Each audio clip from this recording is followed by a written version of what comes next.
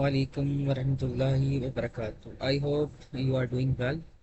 आज की इस वीडियो में हम सर हाफिज इमरान सर के कुछ बेसिक कॉन्सेप्ट्स एनालिसिस को रेशियोज को समझेंगे, जिसमें सबसे पहले जो है वो रेशियोज ऑफ बैंक है। बैंक के तकरीबन और टोटल 6 रेशियोज हैं, जिनको हम एक एक करके समझेंगे, उसके फार्मूले को और इसके आंसर्स को भी समझेंगे कि फेवरेबल और अनफेवरेबल फेवरेबल किस सूरत में आंसर्स को करना है। और इसमें एक ये चीज़ है कि सिर्फ हायर आंसर नहीं देखना है, जो फार्मूला हमसे डिमांड कर रहा है, यानी जो फार्मूले में स्टार्ट वाली हेडिंग है ना, जिसका earning assets to total assets, ये क्या डिमांड कर रहा है, यानी इसमें कौन सा आंसर फेवरेबल होगा, कौन सा आंसर अनफेवरेबल होगा, ये भी चीज़ देखना ज़रूरी है।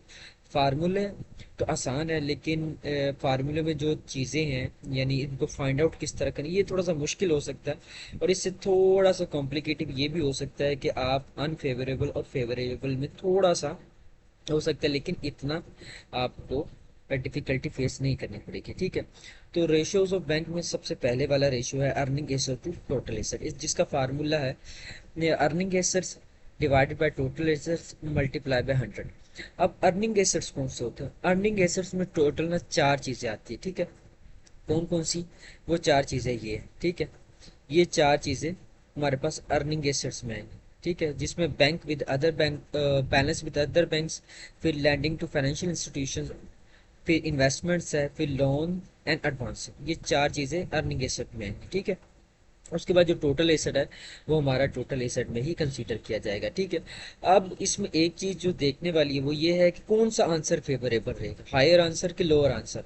अब इसमें जो है फेवरेबल रहेगा हायर आंसर। उसकी वजह क्या है? देखिए, अर्निंग जो हमारी कोशिश क्या होती है, अगर बैंक भी है तो बैंक की कोशिश क्या होगी कि जो हमारी अर्निंग्स है वो ज्यादा ही हो।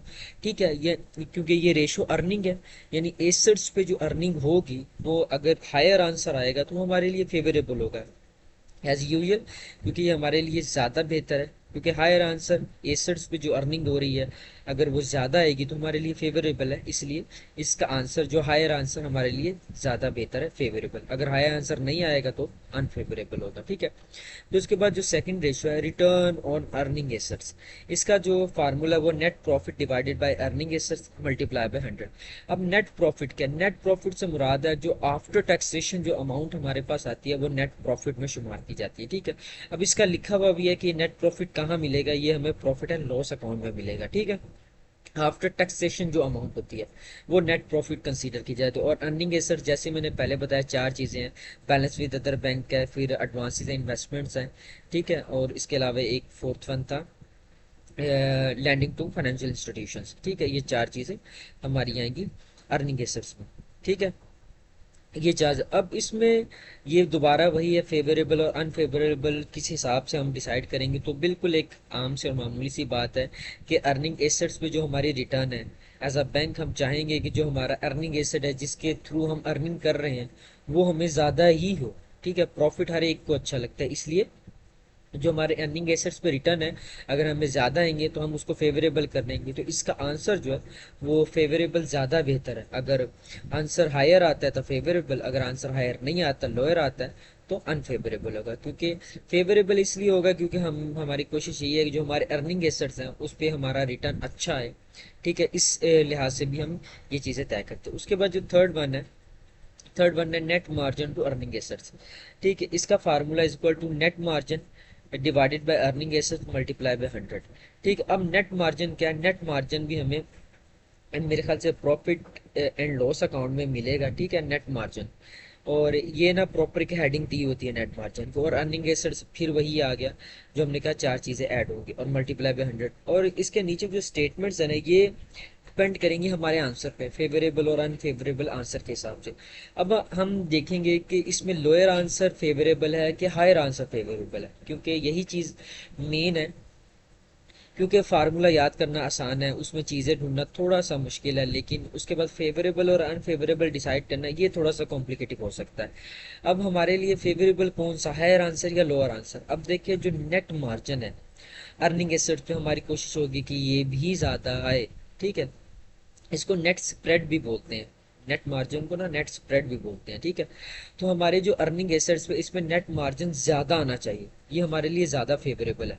यानी कहने का मकसद ये है कि जो हमारे नेट मार्जिन है वो हमें ज़्यादा चाहिए होता है, ठीक है। यानी इसके लिए हमारे लिए फेवरेबल क्या है, कि ज़्यादा हायर आंसर आना चाहिए। अगर हायर आंसर आएगा वो फेवरेबल है, अगर लोअर आंसर आएगा तो वो अनफेवरेबल है, ठीक है। फिर उसके बाद इसमें जो फोर्थ वन फार्मूला है वो है लोन लॉस कवरिंग रेशो, ठीक है। अब इसमें इसका जो फार्मूला है पर tax income divided by provision for NPL plus net charge of है, ठीक है। अब जो ये दोनों चीजें हैं ना, ये किसी रिपोर्ट में ना इकट्ठी दी होती है। अब जो हमारी रिपोर्ट थी उसमें इकट्ठी थी, इनको ना बैडर्स भी कहते हैं और राइट ऑफ कहते हैं, ठीक है। अब ये बैडर्स के नाम से मौजूद होंगी या राइट ऑफ के नाम से मौजूद होंगी, ठीक है। और जो पर टैक्स इनकम है इसका इसका मतलब है कि जो बिफोर टैक्स है, ठीक है। आफ्टर टैक्स थी एक हमारे पास, लेकिन ये बिफोर टैक्स है। जो पर टैक्स इनकम है इसका मतलब है कि जो बिफोर टैक्स अमाउंट होगी वो हम कंसीडर करेंगे एज अ पर टैक्स इनकम। और ये जो है नीचे वाली जो दोनों चीज़ें ये राइट ऑफ या बैड डेट्स के नाम से मिलेंगे हमें। अब इसमें एक चीज़ है कि हम ऐसी हमारे लिए जो फेवरेबल आंसर है वो लोअर आंसर फेवरेबल होगा कि हायर आंसर फेवरेबल होगा। अब देखिए लोन लॉस कवरिंग रेशियो, इसका मतलब ये है कि जो हमें लोन पे लॉस हुए हैं वो कवरिंग रेशियो कितनी अच्छी है हमारे लिए। यानी अगर दो बैड डेट्स जिसे कह लें कि ये जो हमें नहीं मिलेंगे वो रेशियो क्या है, बेहतर है या कम है। यानी हम इसको एक इस दो एंगल से समझ सकते हैं। अगर एक ये है कि देखिए जो लोन पे लॉस हो गया हमने, अगर हम 10 बंदों को हमने लोन दिया हुआ है उस पर जो लॉस हुआ है 2023 में कितना लॉस हुआ था और 2024 में कितना लॉस हुआ था, ठीक है। यानी लॉस लोन पे जो लॉस हुआ है उसको कवर करने की रेशो क्या है। क्योंकि अब देखें ना, अगर हमारे पास लोन को रिकवर करने की रेशो अच्छी आती, 2023 में फर्ज करें 7 थी, 2024 में 10 आ जाती है, तो हमारी कवरिंग रेशो जो लोन पे लॉस हो रहा है वो कवरिंग रेशो हमारी अच्छी है। तो इसका मतलब क्या है कि हमारे पास हायर आंसर फेवरेबल होगा। उसकी वजह क्या है कि जो हमारी लोन पे कवर करने की रेशियो, लोन लॉस पे कवरिंग रेशियो हमारी जितनी ज़्यादा होगी हमारे लिए लोन पे जो लॉस है उतना ही कम हमें होगा, ठीक है। यानी कहने का मकसद ये है कि लोन को रिकवर करने की रेशियो जितनी ज़्यादा हमारी होगी उतना ही अच्छा काम होगा हमारे लिए, ठीक है। इसलिए इसमें हायर आंसर जो हमारे लिए फेवरेबल होगा। उसके बाद जो पांचवा है वो डिपॉजिट्स टाइम कैपिटल। अब इसमें जो डिपॉजिट्स हैं ये भी लाइबिलिटी वाले में सेक्शन में मिलेगा, बैलेंस शीट में, और इक्विटी भी, ठीक है। इक्विटी से मुराद यहाँ नेट एसेट्स हैं, ठीक है। जो हमारे नेट एसेट्स हैं ये profit and profit balance sheet में मिलेगा। इक्विटी, इक्विटी से मुराद क्या हमारे पास नेट एसेट्स, और डिपॉजिट्स हमें लाइबिलिटी वाले सेक्शन मिलेगा बैलेंस शीट में, ठीक है। अब इसमें कौन सा आंसर हमारे लिए फेवरेबल है और कौन सा आंसर अनफेवरेबल है। इसमें ना दोनों आंसर हमारे लिए फेवरेबल है, ठीक है। हायर आंसर आए लोअर आंसर आए फेवरेबल है दोनों। लेकिन इसमें एक चीज़ है, जब हमारे पास आंसर हायर आएगा ना इसका मतलब ये है कि हम बैंक की डिपॉजिट्स अच्छी हैं, क्योंकि बैंक चलता है डिपॉजिट्स पे। बैंक चाहता है कि हमारी डिपॉजिट्स ज़्यादा हों, ठीक है। तो जब बैंक हायर आंसर आएगा इसका मतलब ये है कि अच्छा बैंक है, क्योंकि बैंक के डिपॉजिट्स अच्छे हैं, ज़्यादा हैं, लेकिन इसकी सॉल्वेंसी अच्छी नहीं है अगर हायर आंसर आएगा। अगर लोअर आंसर आएगा इसका मतलब है बैंक अच्छा नहीं है क्योंकि उसके डिपॉजिट्स ज़्यादा नहीं है लेकिन उसकी सॉल्वेंसी अच्छी है। इसमें दोनों आंसर फेवरेबल करार दिए जाएंगे, लोअर आए या हायर आए। उसके बाद जो हमारे पास लास्ट वन है लोन टू डिपॉजिट रेशियो, ठीक है। अब इसमें जो है लोन टू डिपॉजिट रेशियो, इसमें इसका फार्मूला है loan divided by deposits multiply by 100। इसमें जो है हायर आंसर हमारे लिए फेवरेबल होगा। ये तो था फार्मूला, के फार्मूले के साथ कौन सी चीज़ कहाँ और कैसे मिलेगी। ये फार्मूला अंडरस्टैंड आई होप कि आप लोगों को समझ आई होगी। उसके अलावा ना अब हमें इसको एज अ प्रैक्टिकल एक क्या कहते हैं रिपोर्ट के जरिए, यानी एक रिपोर्ट लेते हैं उसकी balance sheet profit and loss account लेते हैं, फिर इन रेशियोज को सॉल्व करते हैं ताकि हमें प्रॉपरली चीज़ें समझ आए कि रिपोर्ट से चीज़ें किस तरह फाइंड आउट करना है। मैंने कहा कि फार्मूला आसान है, उसके बाद फार्मूले क्या कौन सी चीज़ कहाँ मिलेगी वो थोड़ा ढूंढना आसान है, लेकिन थोड़ा सा मुश्किल हो सकता है कि आप फेवरेबल और अनफेवरेबल किस तरह डिसाइड करते हो, ठीक है। तो इसमें देखिए हमारे पास जो रिपोर्ट गिवन है वो HBL की है, क्योंकि हमारा जो इंटर्नशिप है या इंटर्नशिप हमने की HBL से, तो कोशिश की है कि हम HBL की रिपोर्ट पे ही ये एनालिसिस करें, ठीक है। अब हमारी जो 6 रेशियोज है उसमें सबसे पहली रेशियो कौन सी है, earning asset to total asset. अब अर्निंग एसेट टोटल एसेट का फार्मूला क्या था, टोटल कि earning assets divided by total asset multiply by 100। अब अर्निंग एसेट में हमने कहा था 4 चीजें ऐड होंगी, ठीक है। अब हम रिपोर्ट में देखते हैं तो ये रही रिपोर्ट, ये देखिए ये है एचपीएल की रिपोर्ट है, बैलेंस शीट है ये प्रॉफिट एंड लॉस अकाउंट है, और ये चेंजेस इन इक्विटी स्टेटमेंट है। ठीक है, उसके बाद अब इसमें हमने कहा क्या का फार्मूला था हमारा, formula earning assets divided by total asset multiply by 100। अब अर्निंग एसेट्स में मैंने कहा था चार चीज़ें ऐड होंगी, और ये चार चीज़ें ये रही। ठीक है, ये रही। एक है bank with other balance with other banks, फिर lending and financial institutions, investments और एडवांसेस। इन चारों अमाउंट को हम करेंगे प्लस। प्लस करने के बाद जो चार अमाउंट का टोटल आएगा वो हम ऊपर मेंशन कर देंगे। ठीक है, अब ये देखिए हमने उन चारों को प्लस किया, ये अमाउंट आई। ठीक है, ये वाली अमाउंट आई। अब इस अमाउंट के नीचे हमने क्या लिखना है, टोटल एसेट्स। अब टोटल एसेट्स भी हमें गिवन है, हम 2023 का कर रहे हैं, ये रहे 2023 के टोटल एसेट्स। ठीक है, ये 2023 के टोटल एसेट्स आ गए, ये रहे बिल्कुल 2023 के टोटल रिजल्ट। अब इनका जो जवाब आया वो हमने नीचे मेंशन कर दिया। अब कैलकुलेशंस कर लेना, कैलकुलेशंस भी बिल्कुल सही हैं, लेकिन आप लोग कोशिश करना कि अपनी रिपोर्ट को खुद सॉल्व करना। अगर आप लोगों ने किया हुआ तो बहुत अच्छा है, अगर नहीं किया हो तो एक दफ़ा कर लेना आप लोग। ठीक है, फिर उसके अगर हम 2024 के आंसर को देखें तो 2024 में भी बिल्कुल ये चार चीज़ें ही ऐड होंगी। ठीक है, bank balance with other bank है, लैंडिंग टू फाइनेंशियल इन्वेस्टमेंट और एडवांस है। इन चारों वैल्यूज़ को ऐड करेंगे, ऐड करने के बाद ये चार वैल्यूज को ऐड करेंगे, ऐड करने के बाद उसका टोटल एसेट्स है वो नीचे ये मेंशन है। ठीक है, ये टोटल एसेट्स है, ये वैल्यू इनको डिवाइड करके मल्टीप्लाई करेंगे 100 से। 100 से मल्टीप्लाई करने के बाद जो हमारा आंसर आता है वो 84.21% है। ठीक है, इसका क्या मतलब है कि जो हमारी एसेट्स पे जो अर्निंग है 2023 में 81.53 थी, लेकिन 2024 में 84.21 है, यानी ये हमारे लिए फेवरेबल है। क्योंकि हमारा जो प्रीवियस ईयर था उसमें हमारी जो अर्निंग रेशो थी वो कम थी, लेकिन करंट ईयर में यानी 2024 में उससे अगले साल हमारी क्या कहते हैं अर्निंग, एसेट्स पे जो अर्निंग है वो ज़्यादा है, तो ये आंसर हमारे लिए फेवरेबल है। उसके बाद जो हमारे पास दूसरा है रिटर्न ऑन अर्निंग एसेट्स पे, तो इसका भी आंसर फेवरेबल हमारे लिए, हायर आंसर हमारे लिए फेवरेबल इसलिए है क्योंकि हम चाहते हैं कि जो हमारी अर्निंग एसेट्स है इन पे जो रिटर्न है ज़्यादा मिले। ठीक है, अब इसका फार्मूला क्या था कि नेट प्रॉफिट, नेट प्रॉफिट मैंने क्या कहा था कि आफ्टर टैक्सेशन, यानी जो हमें अमाउंट गिवन होगी उस पर टैक्स कैलकुलेट करने के बाद, टैक्स पे करने के बाद जो अमाउंट हमारे पास बचेगी वो कहलाएगी net profit divided by earning assets. Earning assets क्योंकि हमने आगे पहले कैलकुलेट किया हुआ है तो हमें कैलकुलेट करने की ज़रूरत नहीं है, वही आंसर हम एज इट इज़ लिख देंगे। लेकिन ऊपर वाला जो नेट प्रॉफिट वो हमें देखना पड़ेगा रिपोर्ट से। तो हमने देखना था कि आफ्टर टैक्स जो हमारे पास अमाउंट आई है वो कितनी है। तो ये हमें मिलेगा प्रॉफिट एंड लॉस अकाउंट में, ये रहा प्रॉफिट आफ्टर टैक्सेशन। तो 2023 का कितना है, 57, 75, 74, 16। ठीक है, ये है 2023 का 57, 75, 74, 16। ठीक है, और वो वाला आंसर वैसे ही इसको डिवाइड करके 100 से मल्टीप्लाई किया तो ये जवाब आया 1.28। अब अगर हम 2024 का देखें तो 2024 में कितना है, 57, 80, 46, 59। तो आफ्टर टैक्सेशन यही है 57, 80, 46, 59। इसको डिवाइड किया हमने अर्निंग एसेट से मल्टीप्लाई बाय 100 तो 1.13 आया।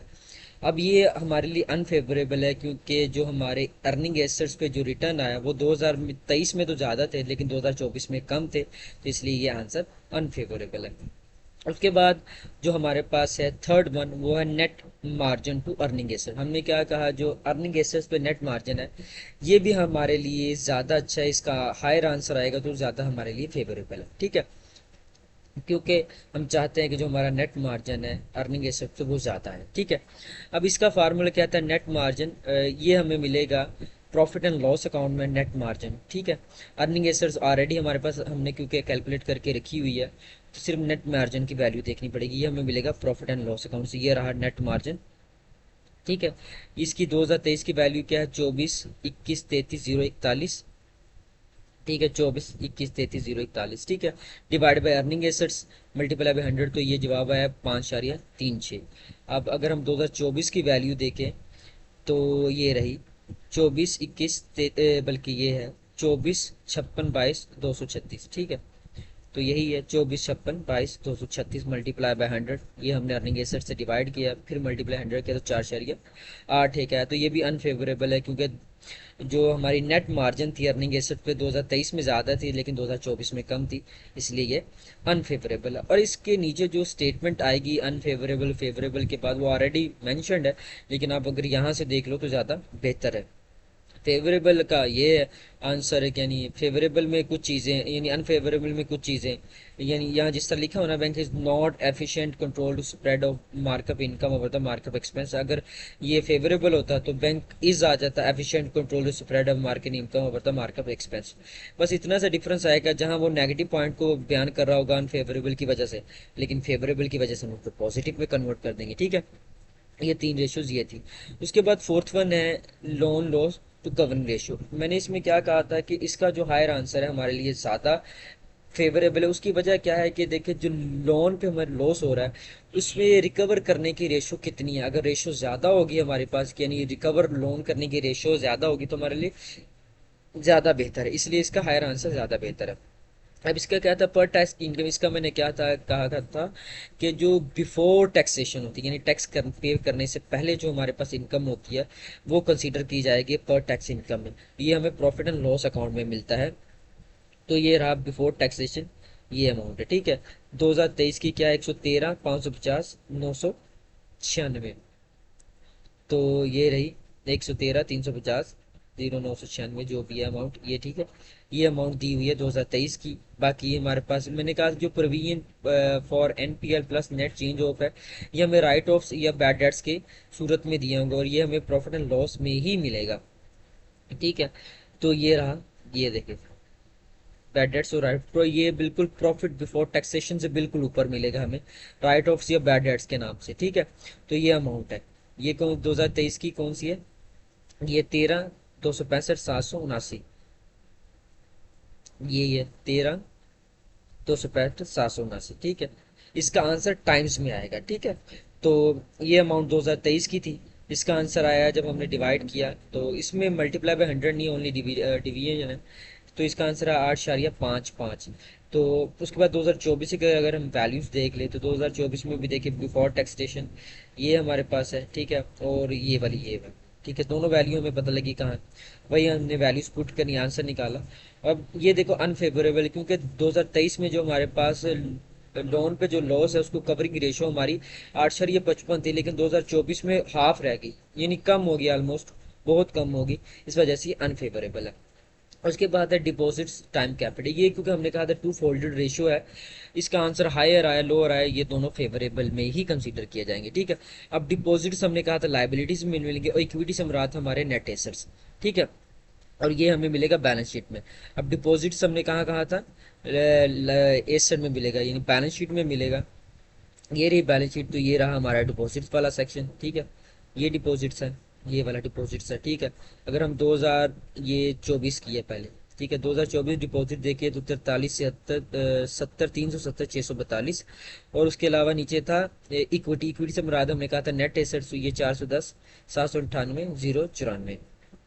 ठीक है, तो ये रही वैल्यू बिल्कुल 2024 की 41 70 037, ये बिल्कुल वही अमाउंट है, 410 798 094, बिल्कुल वही अमाउंट है।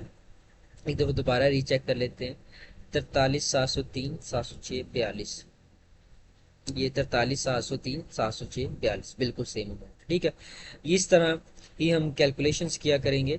तो सेम अमाउंट लेके हमने क्या किया, उसको डिवाइड किया तो आंसर हमारे पास आ गया। अब इसमें मैंने कहा था कि फेवरेबल आए, क्योंकि आंसर हायर आए लोअर आए हमें कोई फर्क नहीं पड़ता, जो भी आंसर आए आंसर फेवरेबल है। ठीक है, इसमें यही होगा अगर हमारा हायर आंसर आते, देखिए इसमें आंसर आया लोअर। 2023 में हमारे बैंक के पास डिपॉजिट्स ज़्यादा थी। ठीक है, और 2024 में डिपॉजिट्स कम थी। ठीक है, इसलिए ये आंसर लोअर आया, लेकिन हमारे पास आंसर लोअर आया या हायर आया, हमारा आंसर फेवरेबल ही कंसीडर किया जाएगा। ठीक है, ये जब आंसर लोअर आएगा इसका मतलब ये होगा कि बैंक अच्छा नहीं है क्योंकि उसके डिपॉजिट ज़्यादा नहीं है लेकिन सॉल्वेंसी अच्छी है। अगर आंसर हायर आएगा इसका मतलब है डिपॉजिट्स अच्छे हैं, बैंक अच्छा है लेकिन सॉल्वेंसी अच्छी नहीं है। ठीक है, उसके बाद जो लास्ट वन है लोन टू डिपॉजिट रेशियो, इसका हायर आंसर फेवरेबल है। ठीक है, अब लोन लोन वाला जो है, लोन में दो चीज़ें आएंगी। ठीक है, एक एडवांसेस आएगा, इसमें दो चीज़ें कौन कौन सी ऐड है, वो दिखाता हूँ मैं आपको। इसमें लोन्स में जो दो चीज़ें ऐड होंगी वो हैं ये वाली, lending to investment financial institution और लोन एंड एडवांस। ठीक है, लोन वाला तो आएगा हिस्सा हिस्सा, और जो लैंडिंग दी है टू फाइनेंशियल इंस्टीट्यूशंस, ये भी लोन वाले पोर्शन में ऐड होगा। ठीक है, अब हमारे पास ये थी, ये देखिए, एक ये लैंडिंग टू फाइनेंशियल इंस्टीट्यूशन ये लोन में आएगा, और दूसरा एडवांसेस, एडवांसेस लोन या एडवांसेस हो, खाली एडवांसेस हो, ये हमारा लोन वाले पोर्शन में आएगा। ठीक है, और उसके बाद डिपॉजिट्स हमने कहा था बैलेंस शीट में मिलेगा लाइबिलिटी वाले सेक्शन में, तो हमने ऊपर भी ऊपर उसको लिखा हुआ है डिपॉजिट्स, ये देखें 2023 और 2024 दोनों का लिखा हुआ है। तो सेम अमाउंट हम दोबारा से एंटर कर देंगे डिपॉजिट्स में जो हमें गिवन है। ठीक है, अब इसका हायर आंसर फेवरेबल है, और देखें 2024 में हायर आंसर आया, तो इसलिए ये आंसर फेवरेबल में कंसीडर किया जाएगा। ठीक है, उम्मीद है कि आपको बैंक की ये 6 की 6 रेशो समझ आई होंगी, और अगर इसमें कोई भी कंफ्यूजन हो, कोई भी मसला हो, तो बिला हिचकिचाहट आप मुझसे पूछ सकते हैं। ठीक है, अस्सलाम वालेकुम रहमतुल्लाहि व बरकातहू।